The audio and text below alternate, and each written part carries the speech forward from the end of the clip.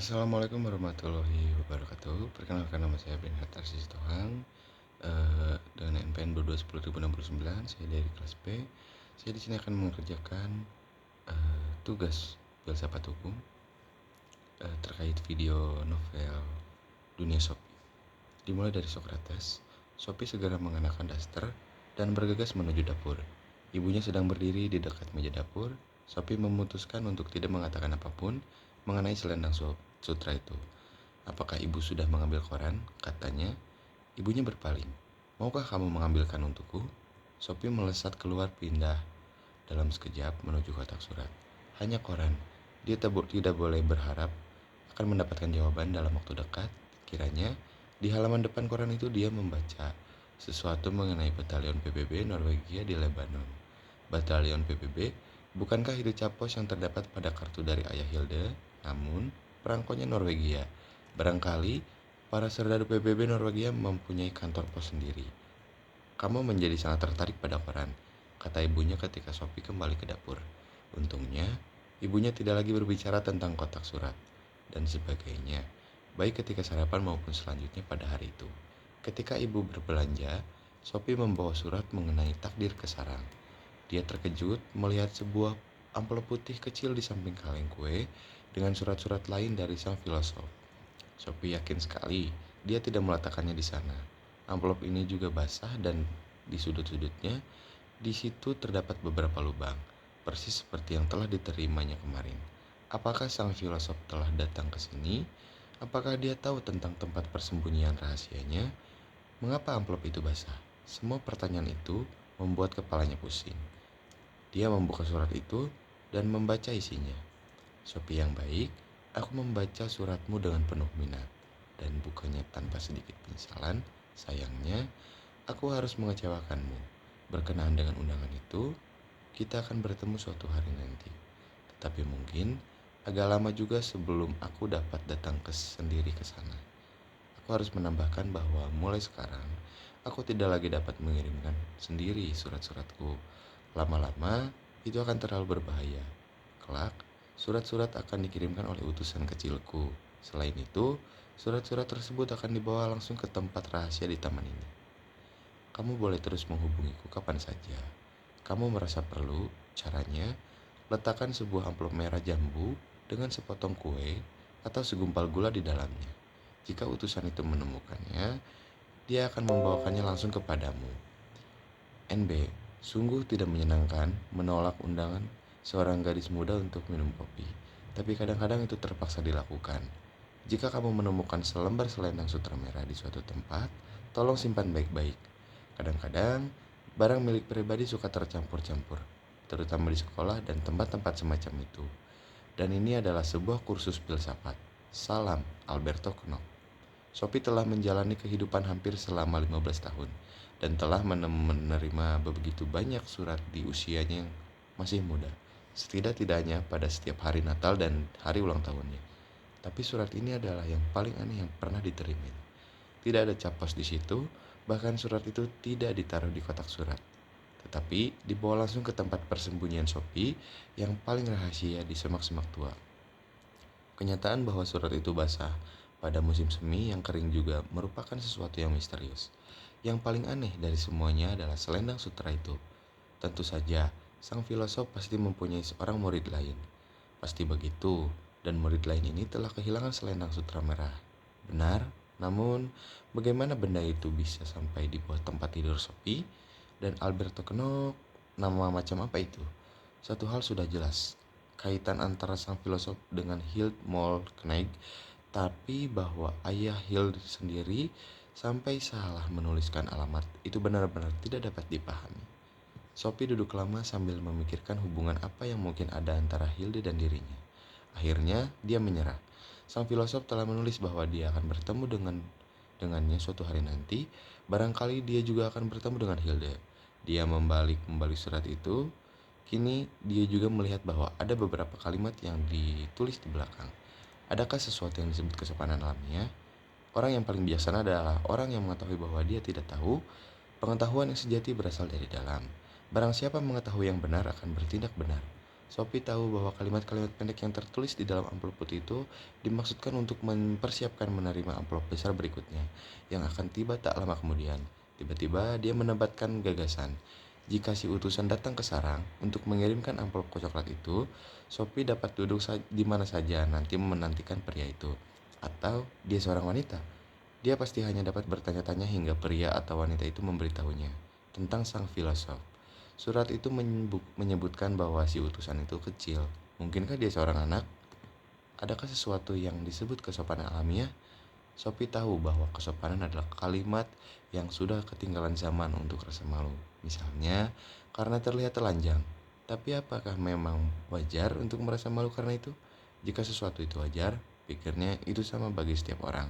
Jadi, pastilah masyarakat yang menentukan apa yang boleh dan tidak boleh dilakukan. Ketika nenek masih muda, tentu saja kita tidak boleh berjemur dengan dada terbuka. Tapi kini, kebanyakan orang menganggapnya wajar. Meskipun hal itu dilarang keras oleh banyak negara, inikah filsafat? Sophie bertanya-tanya. Kalimat berikutnya adalah orang yang paling bijaksana yang mengetahui bahwa dia tidak tahu. Lebih bijaksana dari siapa? Jika yang dimaksud sang filosof adalah bahwa seseorang yang menyadari dia tidak mengetahui segala sesuatu di dunia itu lebih bijaksana dibandingkan dengan seorang yang hanya mengetahui sedikit, tetapi mengira bahwa dia mengetahui segalanya.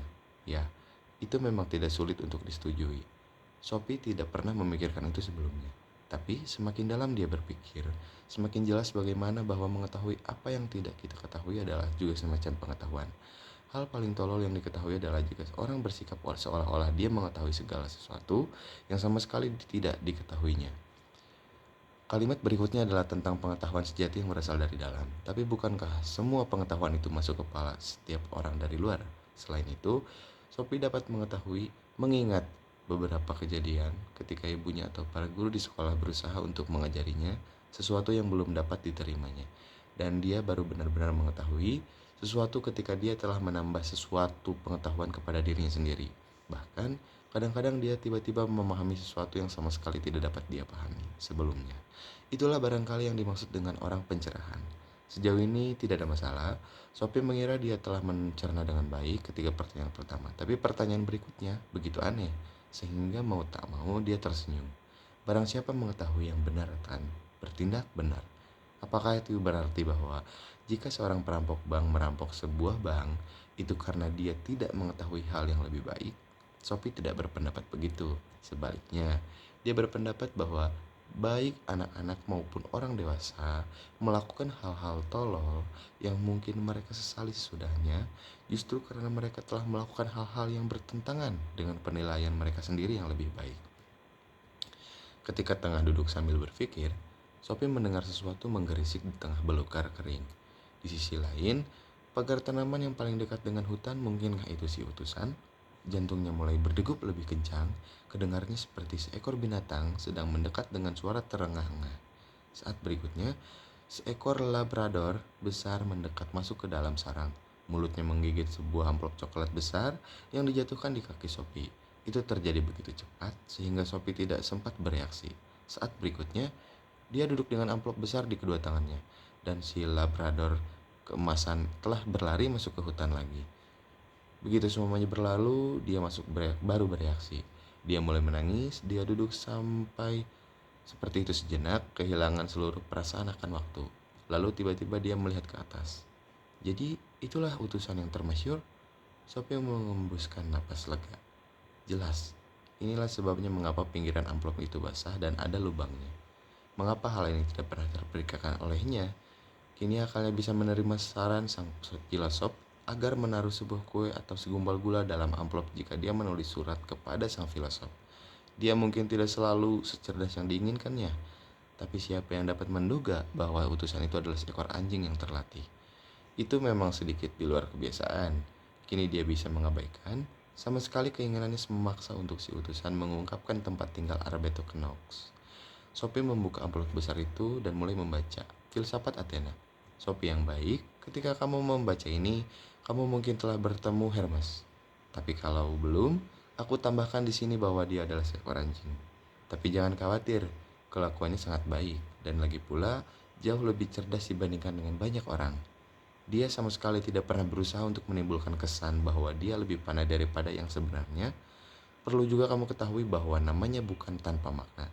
Dalam mitologi Yunani, Hermes adalah utusan para dewa. Dia juga dewa para pelaut, tapi tidak akan mengurusi hal itu, setidak-tidaknya untuk saat ini. Yang lebih penting adalah bahwa Hermes juga memberikan namanya untuk kata hermetik, yang berarti tersembunyi atau tak terjangkau. Bukannya tidak cocok dengan tugas Hermes untuk menjaga agar kita berdua tetap bersembunyi satu sama lain, jadi si utusan telah diperkenalkan. Tentu saja dia akan datang kalau namanya dipanggil dan berkelakuan sangat baik.